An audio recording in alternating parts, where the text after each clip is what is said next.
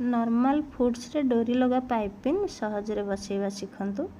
देखंतु जो मेसिन रे आमे डेली रेगुलर सिलाई करूचे तो सेही मेसिन सेही फुड्स डबल फुड्स कौन सिंगल फुड्स आवश्यक नहीं से पाइपिन लगेगा डोरी पाइपिन। तो जदि बाई चान्स नुआ पिला जो माने डोरी लगेला बेले मेसिन पादी चढ़ी जाउची फुड्सटा चढ़ी जाउची तो से माने कौन करिवे ना पछपटर जो घड़ियाटी अच्छी से घड़ियाटी को हल्का हल्का उठे उठेकी पाइपिन बसई नेबे तो बहुत सुंदर आसीबो कौन सिंगल फुड्स आवश्यक नहीं। एठी तो मु पाइपिन टी बसई नेली तार जो गोले राउंड टी रही ना से राउंड रे अल्प अल्प टिके कट लगे दउचे।